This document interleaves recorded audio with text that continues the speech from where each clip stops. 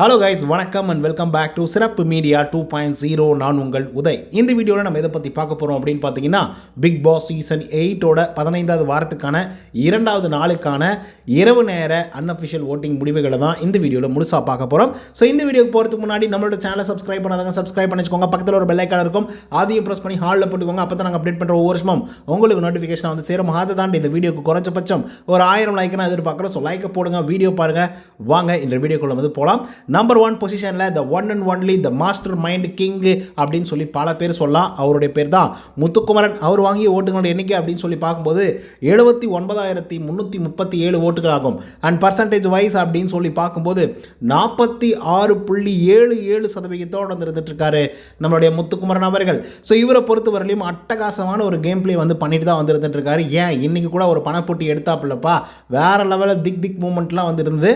So அந்த அளவுக்கு வந்து பார்த்தீங்கன்னா பார்ட்டிசிபேஷனில் 100% கொடுக்கக்கூடிய ஒரு ஆள். அதனால தான் நம்பர் 1ல் இருக்கார் அப்படின்னு நான் நினைக்கிறேன்.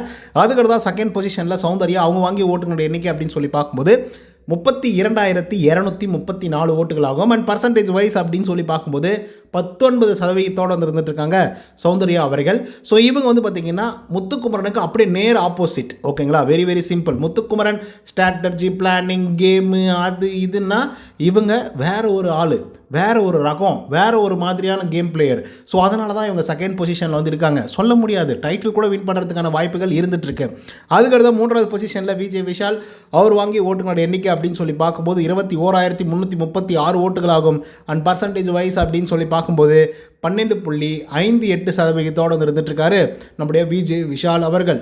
இந்த மனுஷனை எக்ஸ் கண்டஸ்டன்ட்லாம் போன வாரம் போட்டு அடின்னு அடிச்சதில் ஒட்டுமொத்த வாக்காளர்களும் வந்து பார்த்தீங்கன்னா விஜய் விஷால் அவர்களையும் கன்சிடரேஷன் வந்து பண்ணிட்டு இருக்காங்க. சொல்லப்போனால் வாக்குகளும் வந்து செலுத்திட்டு இருக்காங்க அப்படிங்கிறதுல மாற்று கருத்து இல்லை. சொல்லப்போனால் டாப் 3 கூட வரதுக்கான வாய்ப்புகள் இருக்குப்பா.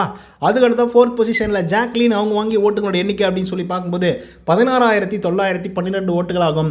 அண்ட் பர்சன்டேஜ் வைஸ் அப்படின்னு சொல்லி பார்க்கும்போது 9.97% வந்து இருந்துட்டு இருக்காங்க ஜாக்லின் அவர்கள். ஸோ இவங்களும் தன்னுடைய இன்புட்டை ஆரம்ப காலகட்டத்திலேருந்து, ஏன் டே 1லேருந்தே வந்து கொடுத்துட்ருக்காங்க. சொல்லப்போனால் இவங்கெல்லாம் வந்து டிசர்வ்டு கண்டஸ்டன்ட் தான், அது எந்த விதமான மாற்று கருத்துமே இல்லை. நிறைய அக்ரிமெண்ட், டிஸ்அக்ரிமெண்ட், அது மாதிரி நிறைய விஷயங்கள் வந்து இருக்குது. பட் இருந்தாலும் இந்த கேமுக்காக உழைச்சதில் இவங்களும் ஒன் ஆஃப் த கேர்ளாக நான் பார்க்குறேன். அதுக்கடுத்து 5th பொசிஷனில் பவித்ரா. அவங்க வாங்கி ஓட்டுகளோட எண்ணிக்கை அப்படின்னு சொல்லி பார்க்கும்போது 10,423 ஓட்டுகள் ஆகும். அண்ட் பர்சன்டேஜ் வைஸ் அப்படின்னு சொல்லி பார்க்கும்போது 6.14% வந்து இருந்துட்டு இருக்காங்க நம்மளுடைய பவித்ரா ஜனனி அவர்கள். ஸோ இவங்களும் one of the greatest player தான், அதில் எந்த விதமான மாற்று கருத்துமே இல்லை. அதனால தான் இத்தனை காலங்கள் தள்ளி வந்திருக்காங்க. என்ன ஆவரேஜ் பிளேயர், அவ்வளோதான். அது அபோவ் ஆவரேஜ் கூட வந்து பார்த்திங்கன்னா இவங்க தாண்டல. அந்த ஆவரேஜ் பிளேயிங் பண்ணியே வந்து பார்த்திங்க அப்படின்னா சூப்பரான ஒரு பொசிஷனை வந்து பிடிச்சிருக்காங்க. அதுக்கடுத்து 6th பொசிஷனில் ரயான். அவங்க வாங்கிய ஓட்டுகளோட எண்ணிக்கை அப்படின்னு சொல்லி பார்க்கும்போது 9,381 ஓட்டுகள் ஆகும். அண்ட் பர்சன்டேஜ் வைஸ் அப்படின்னு சொல்லி பார்க்கும்போது 5.53% இருந்துட்டு இருக்காங்க நம்மளுடைய ரயான் அவர்கள். ஸோ இவரை பொறுத்தவரையிலே குறைவான வாக்குகள் தான் வாங்கியிருக்காரு. ஸோ ஒருவேளை மிட்வீக் எவிக்ஷன் இருக்குது அப்படிங்கிற மாதிரி ஒரு கான்செப்ட் பிக் பாஸ் அவர்கள் கொண்டு வந்தார் அப்படின்னா மேபி ரயான் அவர்கள் எவிக்ட் ஆகிறதுக்கான எல்லா வாய்ப்புகளும் சாத்தியக்கூறுகளும் வந்து இருக்குது. அப்படி இல்லைன்னா பவித்ரா அவர்கள் வந்து எவிக்ட் ஆகி வெளியே போவாங்க. ஆனால் என்னை பொறுத்தவரையிலும் மிட்வீக் எவிக்ஷன் வந்து மத்திய வரைக்குமே வந்து பார்த்திங்கன்னா மிட்வீக் எவிக்ஷன் இருக்கும் அப்படிங்கிற மாதிரி தான் எனக்கு தோணிட்டு இருந்தது. எப்போ அவங்க பணப்பட்டியை உள்ளர கொண்டு வந்து சில ரூல்ஸ் அண்ட் ரெகுலேஷன்ஸை வந்து சொன்னாங்களோ அதுக்கப்புறம் முடிவாயிடுச்சு மிட்வீக் எவிக்ஷன் வந்து வரப்போகிறதில்ல. மேபி அந்த ஃப்ரைடே அந்த மாதிரி நாட்களில் வேணால் மிட்வீக் எவிக்ஷன் வரதுக்கான வாய்ப்புகள் இருக்குது. ஏன் அப்படி சொல்கிறோம் அப்படின்னு பார்த்தீங்கன்னா, அந்த பணப்பட்டியோட ரவுண்ட் வந்து பார்த்திங்கன்னா நிறைய ரவுண்ட் நடக்கும் அப்படிங்கிற மாதிரி வந்து சொல்லியிருக்காங்க. அதனால் இருக்கக்கூடிய ஆட்களில் வந்து குறைக்க மாட்டாங்க அப்படிங்கிற ஒரு நம்பிக்கை எனக்குள்ளே வந்து இருந்துகிட்ருக்கு. முடிஞ்ச அளவுக்கு அந்த பணப்பொட்டி முடிஞ்சதுக்கு அப்புறம் வேணால் வந்து ஒரு ஆளை எவிக்ட் பண்ணி வெளியே அனுப்புறதுக்கான வாய்ப்புகள் வந்து இருக்குது. அது மேபி ரயானாக இருக்கலாம், இல்லை பவித்ராவாக இருக்கலாம். அப்புறம் இன்னொரு முக்கியமான ஒரு விஷயத்தை பற்றி சொல்லி ஆகணுமே. இது ஒரு பக்கம் ஒரு கான்செப்டாக வச்சுக்கோங்க. அதாவது இந்த மிட்வீக் எவிக்ஷன் இருக்க போது இல்லை அப்படின்றதெல்லாம் வேறு ஒரு விஷயம். இன்னொரு முக்கியமான விஷயம் என்ன அப்படின்னு பார்த்தீங்கன்னா, நிறைய இடங்களை நான் சொல்லியிருக்கேன். அந்த ARM அப்படிங்கிற ஒரு கான்செப்ட் நம்ம இதுக்கு முன்னாடி வீடியோக்கள்லையும் சொல்லியிருக்கோம். குறிப்பாக ராணுவ அவர்கள் வந்து எவிக்டாக வெளியே போகும்போதும் அந்த ஒரு விஷயத்தை வந்து சொல்லிட்டு போனார். ARM அப்படிங்கிற ஒரு கான்செப்ட்டு. அது என்னென்னா, அதாவது முதல் லெட்டர் ஏவில் தொடங்குறவங்க வந்து ஃபஸ்ட்டு சீசன் வந்து வெற்றி பெற்றிருந்தாங்க. அதுதான் ஆரவ் அப்படின்னு நினைக்கிறேன். 2வது சீசனில் ரித்விகா 6, 3வது சீசனில் முகேன் ராவ் அப்படின்றவர் வந்து வெற்றி பெற்றிருந்தார். அவர் வந்து பார்த்திங்க அப்படின்னா M. ஓகேங்களா. ஸோ இந்த ARM அப்படிங்கிற கான்செப்ட் வந்து அடுத்து 4வது சீசன், 5வது சீசன், 6வது சீசனுக்கும் தொடருது. 7வது சீசனில் மறுபடியும் A வந்துடுச்சு. ஓகேங்களா. அர்ச்சனா அப்படின்றவங்க வந்து வின் பண்ணியிருக்காங்க. அதனால் A. அதுக்கடுத்து தான் இந்த சீசனில் வந்து R வரணும். ஒருவேளை அந்த கான்செப்ட்லேயே வந்தாங்க அப்படின்னா R வரணும். ராணுவம் இருக்கிற வரைக்கும் ஒரு மிகப்பெரிய அளவில் வந்து பார்த்திங்கன்னா பயம் இருந்தது. இது ஃபேட்மேன் கூட வந்து பார்த்திங்கன்னா சொல்லியிருப்பார்ப்பில். அதாவது ராணுவம் இருக்கிற வரைக்கும் யார் எவிக்ட் ஆகுவாங்க, யார் வந்து வின் பண்ணுவாங்க அப்படின்னே வந்து தெரியாத நிலைமையில் வந்து இருந்தது. ஏன்னா அவன் தான் அந்த மாதிரி ஒரு சுச்சுவேஷன் வந்து இருந்தான். அவன் வெளியே போனதுக்கப்புறம் தான் நான் கன்ஃபார்மே பண்ணேன், இவங்கெல்லாம் வந்து தகுதியான ஆட்கள், இவங்கெல்லாம் வெற்றி பெறதுக்கான வாய்ப்புகள் இருக்குது அப்படின்ற மாதிரி சொல்லியிருப்பாப்புல. ரீசன் என்ன அப்படின்னு பார்த்தீங்கன்னா, அவர் ஹாரில் வந்து தொடங்கின பேர் வந்து வச்சுருக்காரு. ஸோ அதனால் வந்து பார்த்திங்க அப்படின்னா ராணுவ அவர்கள் வந்து வெற்றி பெறுவார் அப்படிங்கிற மாதிரி எல்லோரும் யோசிச்சு வச்சுருந்தாங்க அந்த ஏஆர்எம் கான்செப்டில் வரும்போது. ஏன்னா அந்த க்ரோத் வந்து அப்படி இருந்துச்சு சொல்லப்போனால். திடீர்னு எவிக்டாகி வெளியே போயிடுவான் அப்படின்னு சொல்லி யோசிக்கிற போதும் சரி, அதே மாதிரி வந்து வைல்டு கார்டு என்ட்ரி கொடுத்த 6 பேரில் வந்து பார்த்திங்கன்னா 3 பேர் வந்து தொடர்ந்து எவிக்டாகி வெளியே போயிட்டாங்க. ரியா தியாகராஜன், அதுக்கப்புறம் வர்ஷினி வெங்கட் அப்படின்னு சொல்லிட்டு ஒவ்வொருத்தராக எவிக்டாகி வெளியே போயிட்டே வந்து இருந்துட்டு இருக்காங்க. மூட்டை கட்டி அனுப்பிச்சிட்டே இருக்காங்க. இந்த பக்கம் ராணுவ பயப்புள்ள அந்த ஸ்கூல் டாஸ்க் வந்து அடித்து தும்சம் பண்ணி மேலே போயிட்டாப்புல.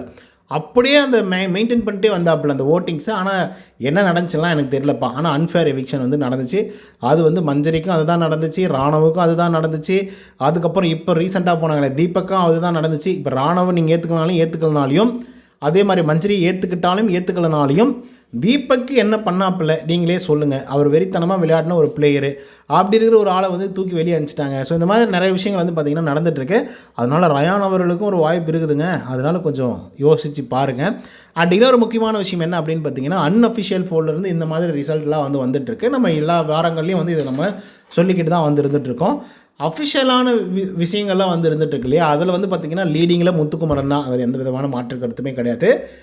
ஆனால் குறைவான வாக்குகள் எண்ணிக்கை தான் வித்தியாசத்தோடு வந்து இருக்கிறதாக வந்து சொல்லப்பட்டுருக்கு. 10,000 20,000 அந்த மாதிரி வாக்குகள் வித்தியாசம் அப்படின்ற மாதிரி.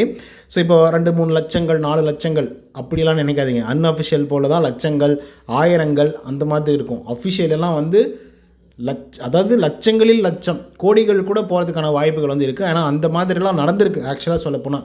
இப்போ ஆரி அர்ஜுனன் வந்து இருக்கார் இல்லையா, அவர் வந்து சீசன் 4ஓட வின்னர். அவர் வந்து பார்த்திங்க அப்படின்னா டோட்டலாக ஃபைனலாக ஆக்சுவலாக அவருக்கு மட்டும்தான் வாக்கோட எண்ணிக்கை வந்து சொன்னாங்க. ஓகேங்களா, அந்த சீசனில் மட்டும்தான் எனக்கு தெரிஞ்சு ஃபைனலாக முடியும் போது அவர் வின் பண்ணதுக்கப்புறம் அவருடைய வாக்குகளுடைய எண்ணிக்கை வந்து சொன்னாப்புல கமல்ஹாசன். எவ்வளோ தெரியுங்களா, 4 கோடி பேர் வந்து வாக்குகள் போட்டிருக்காங்க. 4 கோடி பேர் கிடையாது, 4 கோடி வாக்குகள் வந்து விழுந்திருக்கு. அது மேபி கால் பண்ணி செஞ்சுருக்கலாம். அதே மாதிரி வந்து பார்த்திங்க அப்படின்னா என்ன சொல்கிறது, ஹாட் ஸ்டார் மூலிமா போட்டிருக்கலாம். மிஸ்ட் கால் மூலிமா வந்து 5 ஓட்டுகள் போட முடியும் அப்படிங்கிற மாதிரி ஏதோ சொல்கிறாங்க. ஸோ இந்த மாதிரி நிறைய விஷயங்கள் வந்து இருந்துகிட்ருக்கு சரிங்களா.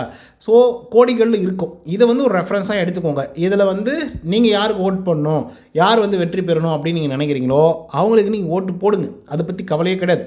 அது நீங்கள் எடுக்கக்கூடிய முடிவுகள் தான், அவ்வளோதான், வெரி சிம்பிள். ஸோ என்னுடைய கருத்து தான் நீங்களும் ஒத்து போகணும் அப்படிங்கிற மாதிரி மைண்ட் செட்லாம் எனக்கும் இல்லை, நீங்களும் அதை வச்சுக்காதீங்க. ஓகே கைஸ், இதை பற்றி உங்களோட கருத்துக்கள் என்ன அப்படிங்கிறத கமெண்ட்ஸில் சொல்லுங்கள். இந்த வீடியோ பிடிச்சதா லைக் அண்ட் சப்ஸ்கிரைப் பண்ணிக்கோங்க.